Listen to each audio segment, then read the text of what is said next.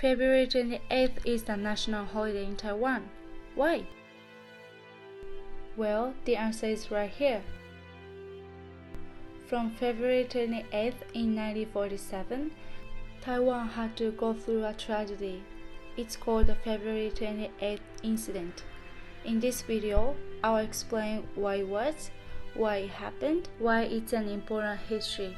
From here, February 28th National Museum in Taipei. Kuomintang led by Chiang Kai-shek killed Taiwanese people and especially intellectuals to keep their power and control in Taiwan after World War II. The total death toll is estimated at 18,400, and also 38 years of martial law was the second longest in the world. As you can see from the photos, the way they killed people was absolutely brutal. The Qing dynasty had power in Taiwan for 200 years. Then Japan and Qing had the first China-Japan War.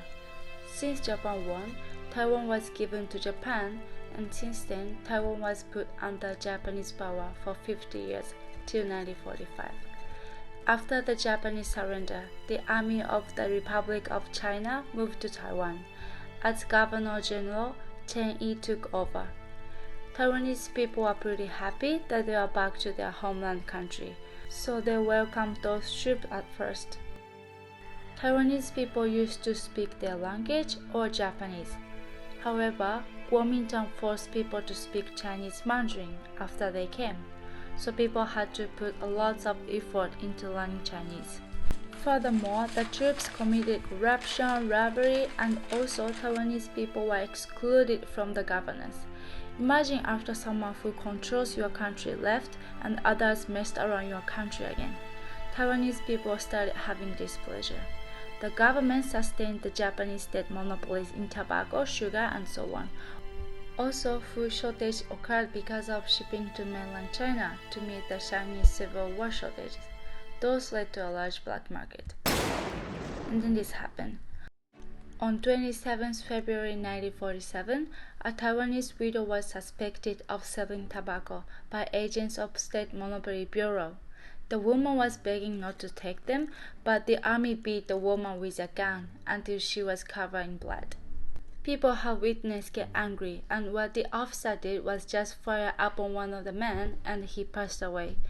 On February 28th, people gathered at the Tobacco Monopoly Bureau's Taipei branch to protest, but soldiers fired upon demonstrators from the rooftop, and dozens of people died. After that, people occupied the radio broadcast bureaus and started reporting on air on the event. Dissatisfaction among Taiwanese people exploded, and clash broke out everywhere. Injuries and deaths caused by military crackdown were reported frequently. Therefore, all of the 17 counties and cities organized the February 28 Incident Settlement Committee to negotiate with Chen Yi government. Chen Yi agreed to the negotiation. However, while negotiation was going on, Chen Yi requested the central government, which was in mainland China at the time, to deploy troops to Taiwan. Chen Yi adopted double-faced tactics. Once the military arrived, they started executing repression of the Taiwanese people indiscriminately. This is the picture where people were strung together by piercing through their wrists and ankles with steep wires. The bodies were thrown into the sea. That's why many of the victims were never found. Even now, families of victims are suffering the pain of not having graves to commemorate, not knowing when and where their loved one died. Many people disappeared after being taken away by plainclothes people, which insist the state carry out violence in the form of secret arrests and killings.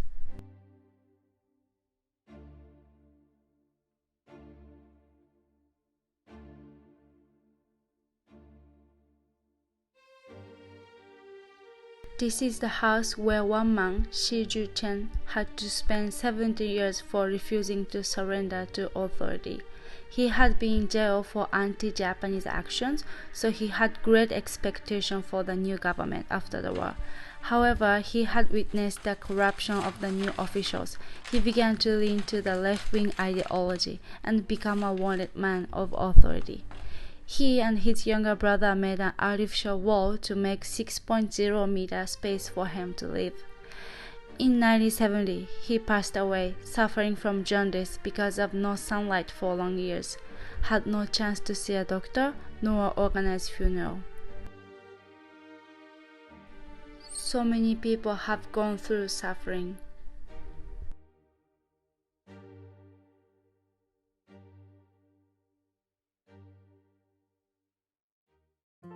In 1987, the February 28 Peace Day Promotion Association was formed by many domestic and overseas groups. They announced February 28 Peace Declaration, and one of the claims was to designate February 28th as a peace day. Before them, no one really can speak up about this incident that the government is trying to hide, but they bravely spoke about the topic.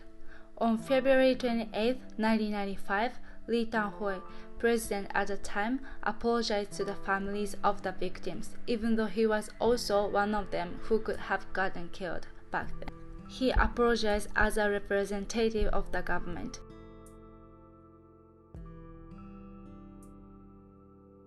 The February 28 Incident Disposition and Compensation Act was promulgated, and the compensating, organizing commemorative events, restoring the reputation of the victims, researching the truth of the incident, and educating the public were processed.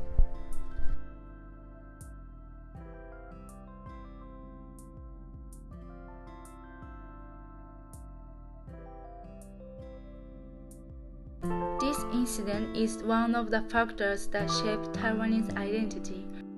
To understand what caused the tension between China and Taiwan now, and also to think about what we can learn from Taiwan having built a peaceful country, even though they have a pretty complicated history.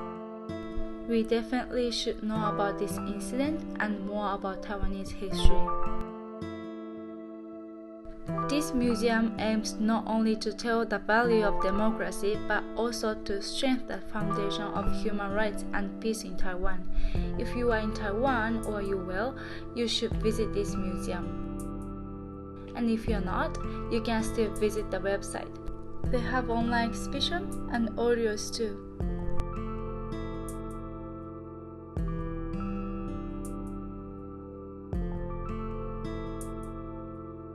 So many people are here on weekend, spending weekend to learn on history. How cool is that? We have to learn from history and also keep listening to our ancestors' voices to protect what they built for us. So this is it for today. Thanks for watching. Leave your thoughts in the comments. Let's share ideas.